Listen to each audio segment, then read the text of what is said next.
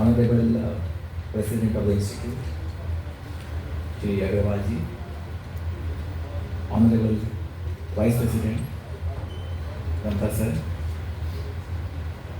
Past President, Dr. Mitra, other council members, Ritiben, Rajbhai Sharma, Kamisha, other dignitaries of the dais, other council members, fellow colleagues, members, present, ladies and gentlemen. Indeed, it's a matter of great pride and privilege for me to be here at this Institute Forum conclave surrounding independent directors, which is a subject which is evergreen. Maybe if you track back the history, potentially till 1999 or a little bit earlier, there was no constructive legal framework about independent directors on the board. First time CII came up with a corporate governance code, and there was some mention in that corporate governance code about having a group of independent, expert, non-executive directors on the board. The word independent director was not incarnated by them. Subsequently, as part of rehaul of listing agreement,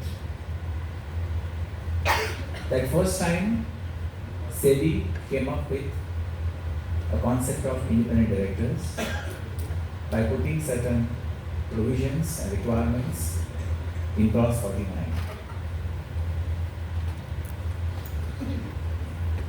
Listing agreement, why do I mention specifically about it? Because coming from National Stock Exchange, having worked 25 years in NSE, have been fortunate enough to see multiple market cycles, market behavior, overall growth of market, growth of India INC, and also different phases in which regulatory regime has evolved. Also, in the last 25 years, very personally and individually, if I have to share, whatever thoughts I am going to share with all of us today are my own experiences, my own understanding, my own observation of some of the stalwarts of our country. Because NSE and personally myself were very fortunate to having worked with great names like Mr. Malera or Justice Sri Krishna or Shamla Gopinath or Usha Thorat or Deepak Parekh or many such very accomplished and hardcore professionals.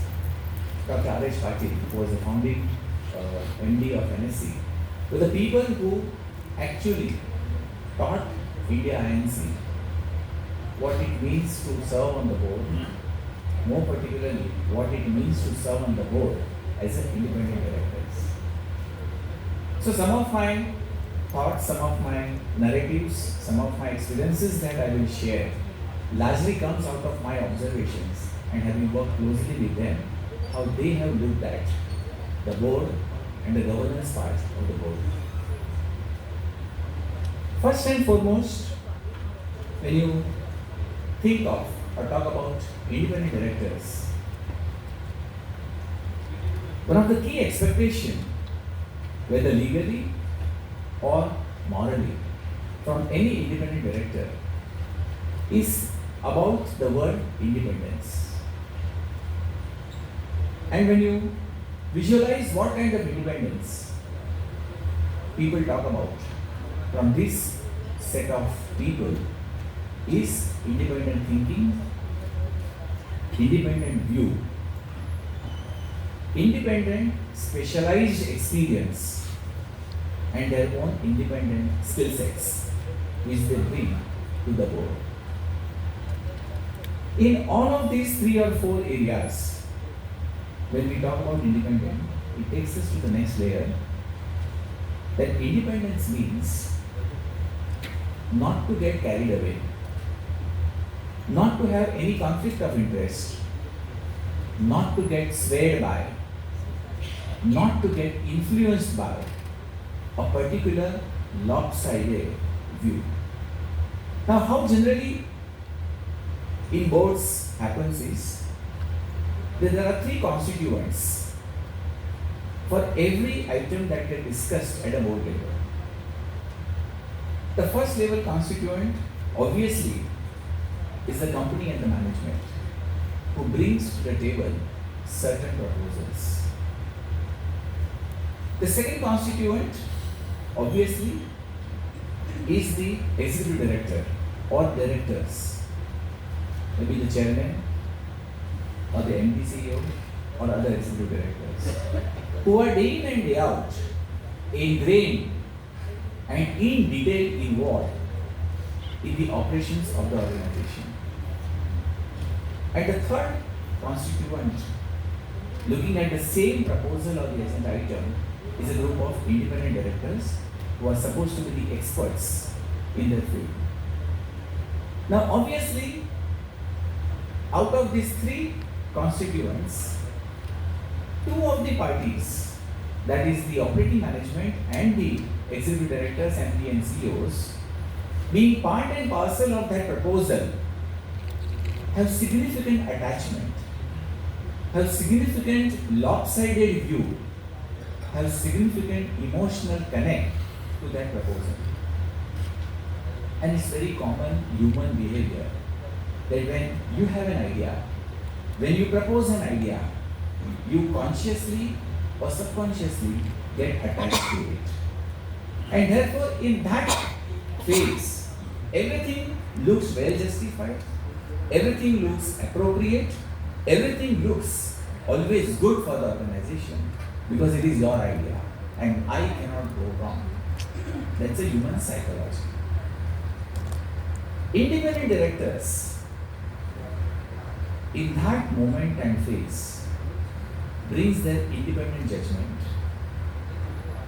bring their independent rationality, bring their independent view, at times also a contrary and counter view. Now, it is very important that when decisions are taken at board, what percentage proposals get contrary views.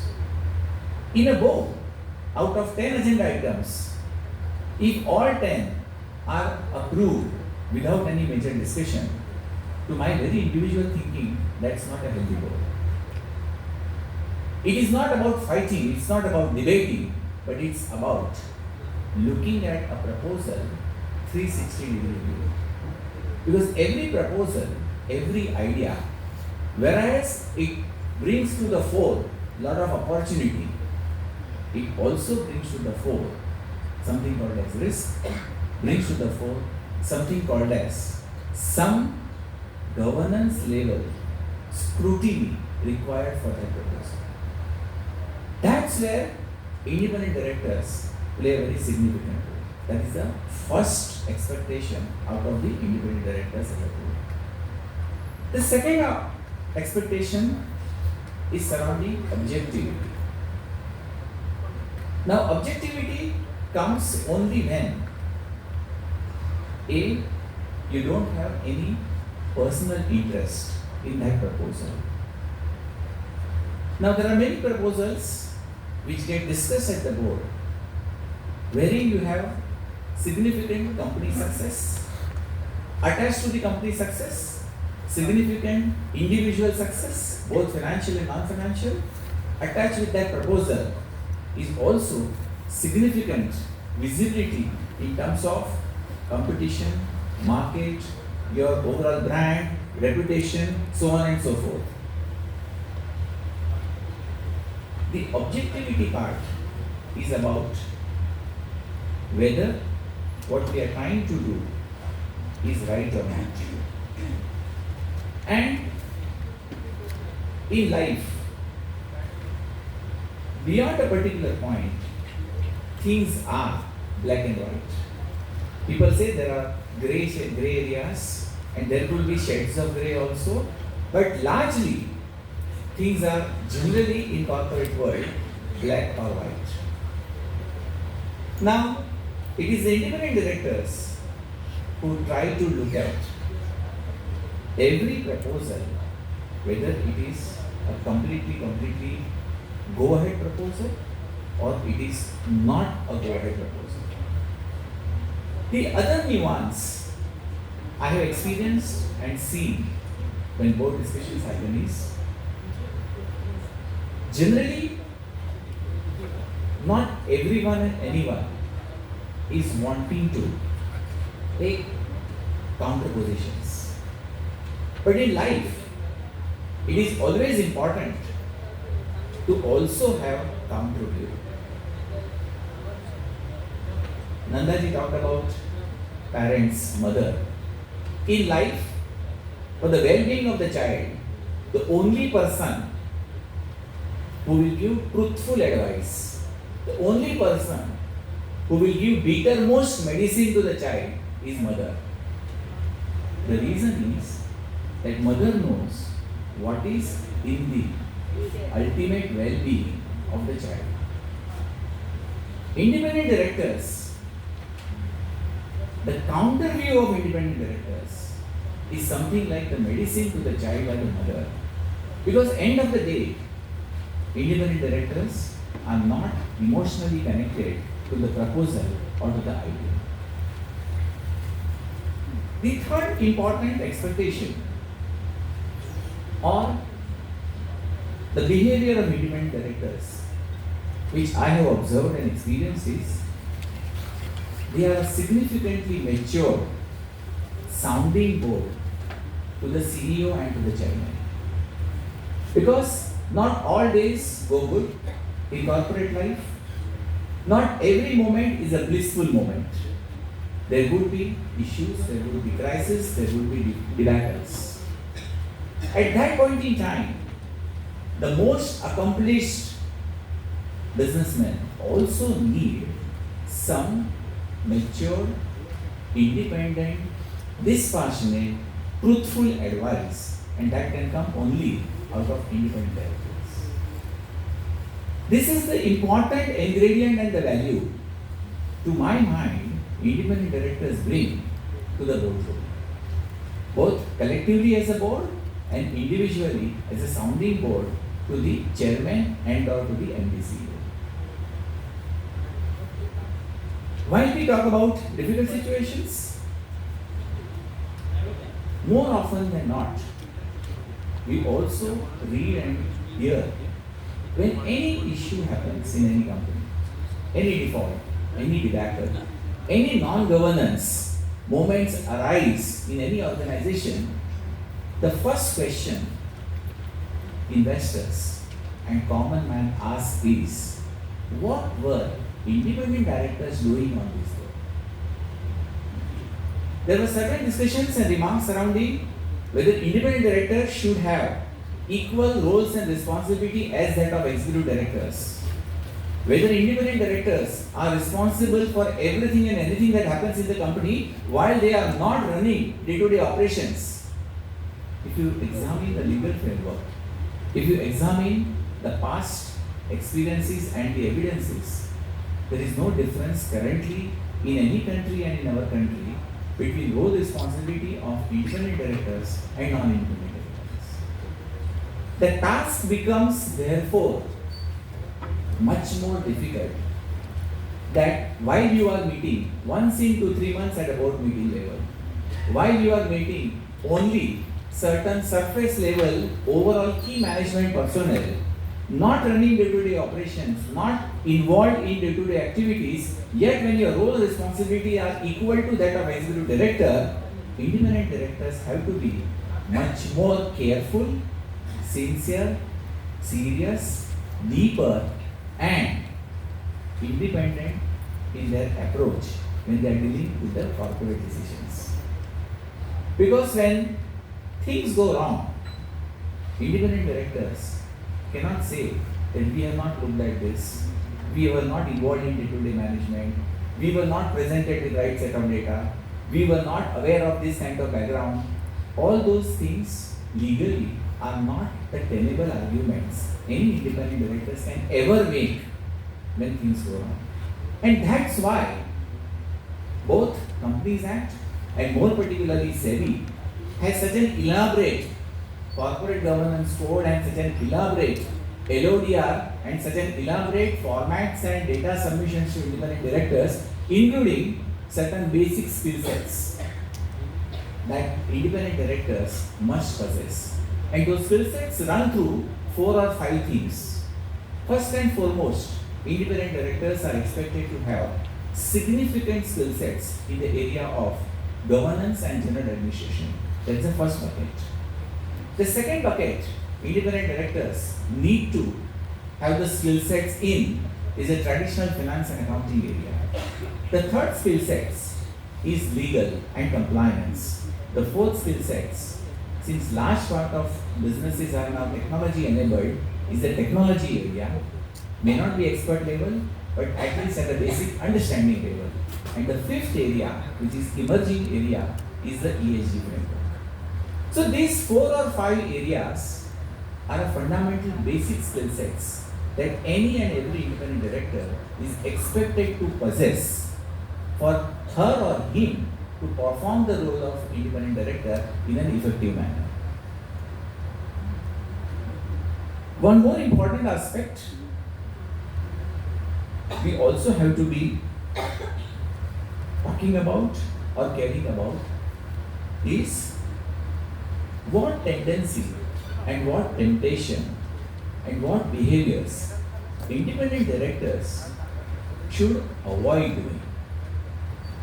Because independent directors, if they have so much of role responsibilities, does not mean they have infinite authorities also. Because end of the day, they are independent. Now, there are certain behaviors that also prevail in the industry is independent directors sometimes work as a voice of management. What management does not or cannot communicate to outside world or internally, somewhere independent director become their conduit. This is the behavior independent directors should avoid. Independent directors are used for policy persuasion because they have experience, they have network, they have the wherewithal with people and the processes, and therefore they are also used as a conduit. Many times, independent directors, instead of serving the purpose, they start serving the person. These behaviors also exist in the role performance by independent directors. Sometimes independent directors become too nosy.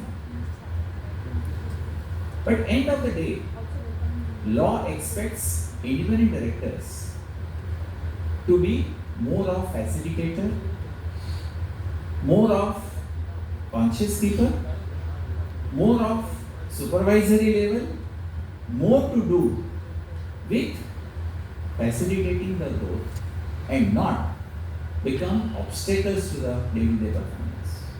There is a difference between asking question and interrogation. There is a difference between being facilitator and being stumbling block in every decision. These are all different sets of behaviors in which human beings they operate. Independent director role and independent director has to be very clear what is expected out of us. We also spoke about role, responsibilities, accountability of independent directors. There is no difference between any of the set of KMP and the managing director and independent director. If everything is so uniform, then there is the protection. The protection do come legally out of D&O policies. And if you see, most progressive organizations in our company, in our country, and other countries as well, have a very liberal and large D&O policies.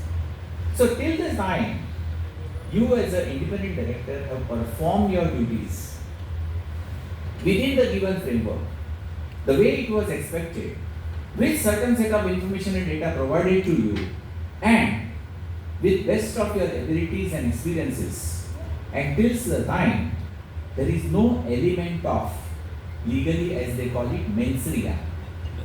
When there is an absence of mens rea means purposefully trying to harm something or do something to make some unjust advantage or enrichment. Till the time that mens rea is absent, D&O policy is a good financial cover to all the independent directors. So I don't think independent directors have to be needlessly worrying about those liabilities which may occur to them in future for any decisions that were taken by the board when she or he were the members of that board.